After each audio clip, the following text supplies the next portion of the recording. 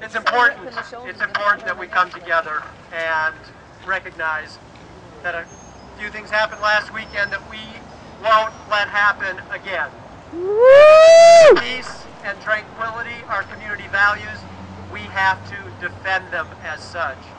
And I'm so glad to see Ray up and about. He's one mean fucker to keep down. Yeah. And it's also important to recognize we live in violent times. We live in a violent world. We live in a violent city. Think of all the mothers who put their children to bed at night in the southeast part of our city, frightened that they might get hit by a stray bullet. Kids are sleeping on the floor here in San Francisco. So we know that there's violence around, but we won't let that happen here in our community, but we have to defend it. And I think we should all reinvest whatever ways we can in our community patrol.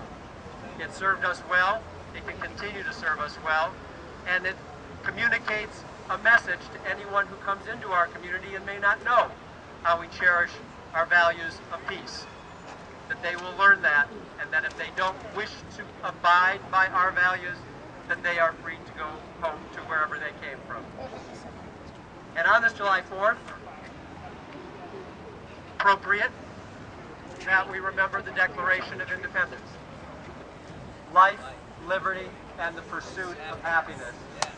We proclaim our independence from violence, and we embrace love, and we eschew hate, because hate only brings us more hate. So Ray, thank you again, Gary, and all of those who helped bring us together.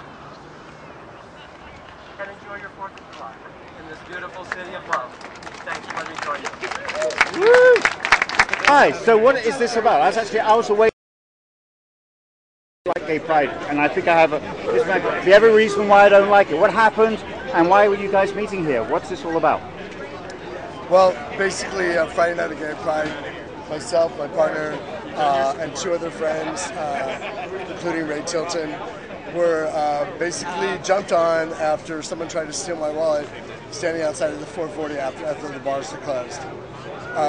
It got crazy. We went to a friend's apartment to chill out. 20 minutes later, we leave the apartment and the same people are waiting for us. We got back up here to the 17th Street area, and we got the cops here. They all got arrested. And so basically this is I live a block and a half from here. I don't want this crap going on in my neighborhood. I don't want to feel threatened in my neighborhood. And that's why we came up with any violence. I want to remind everyone, even though this was a rally and there was a lot of speaking, there's actions you can take.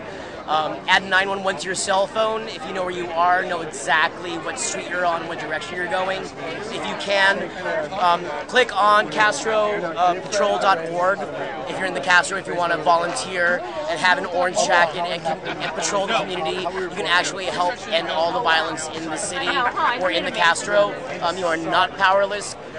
We encourage all bar owners and businesses in the neighborhood to support people when they come in asking for police assistance. So do not be afraid to call 911 and shout out against violence. This was a rally against violence. Last week in the Castro, there were, around Pride, there were multiple incidents of violence, the most awful of which was a shooting where 2 people were injured and a 3rd person got shot in the gut and died. And so people, I think there was an incredible amount of sorrow and concern in the community, wondering what would happen with Pink Saturday, especially given the history with the Halloween party getting shut down. And I think people wanted to come together and rally against violence and try to move forward to do things that are kind of productive about this. So I know there are a lot of conversations going on involving the LGBT Community Center and CUAV, Community United Against Violence, and Deaf and Defty. I think there will probably be some town halls, and I think we'll, as a community, try to figure out what to do about this. In a sense, I mean, San Francisco is a small place, and the Bay Area is a small place. There is a lot of violence in San Francisco, and we don't necessarily experience it all that much, but as Mark Leno was saying earlier, there are families, parents are putting their kids to bed tonight in the southeast part of the city, and they're sleeping on the floor because they're afraid of gunfire. So there is, we got a little taste of that last weekend, and I think, our community rallies to crises and has done that well over time. Do you see, will you, if elected, will you be like increasing community patrols, police patrols? Do you think there's a need for this? I think we have, well, for a lot of reasons. I think we know we need more beat police, more police walking around in the streets. We need to work. We have these patrol specials in San Francisco, which are sort of a variety of community police, which is good and effective. We have Castro Community on Patrol and other neighborhood groups that work on this. Yeah, I think we need to have, people paying attention and looking after each other, and also probably more of a street police presence. It's sort of like a friendly neighborhood watch, so that we all watch each other's back. I think so. But I also think we cannot escape, if the world is the swirling chaos of violence around us, and we have rampant gun violence in this country, and neighborhoods that are incredibly insecure, and gangs out of control. We are not an island, and we and our community needs to be concerned about what's going on with other communities, because we cannot isolate ourselves. Red Saturday was organized in response to the violence that happened here a week ago during Gay Pride. A young gentleman of 19 years old perished. He was shot to death. I see. And that was the response. We're just coming together as a community to A, to mourn him, and B, say we're not allowing, it's a zero tolerance policy here in the Castro for violence. And that's what we really want everyone to know. You cannot come to the Castro and cause havoc. So if you're elected, what kind of steps would you take to ensure safety? I chose not to be here, not because of this, but because I don't like ways. So we have two ideas already. They're not fully baked, but they're ideas that we want to get out to the community. We want to talk about it. We want other people's ideas. But one is we want to sell tickets. You have to buy them a day before. You can't come that day. So we want to sell, maybe, and this is just, again, an idea, $10 for residents, $20 for anyone that's outside of San Francisco. Because all the problems that are happening are from people from out of town. Right, okay? Right. But Bill, I live in the building where your office is. But you have to pay $7 anyway. I have to pay $7? Why? That's what you had to pay to get in here. But they do that anyway. So all the gates, you got to pay $7 to get in. I'm sure since you are on Market Street, you avoid I just show them my ID, not to pay the money. Well, no, but I mean, you're inside the gate anyway. Right. So don't overreact on that one. Okay. So anyway, so it's a way to control the crowd, right? You're right.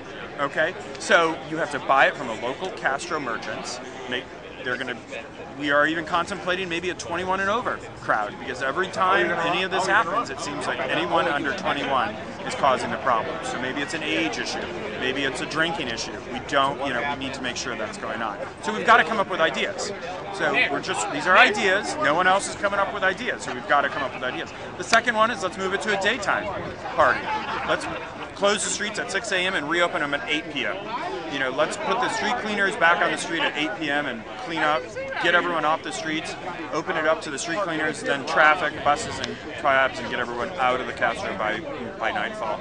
If we can't handle this at night, we should keep it during a day event. Do you think this is not an aberration, though? I mean, like maybe next year everything's going to be back to normal? No, we would hope so. It didn't happen with Halloween, and we just don't want a repeat of Halloween. So we got to take proactive steps. We can't bank on that. We can't just say, oh, next year it's going to be great, because we don't want another tragedy like someone dying to happen again. So, okay. Great. Thank you, Bill. All right.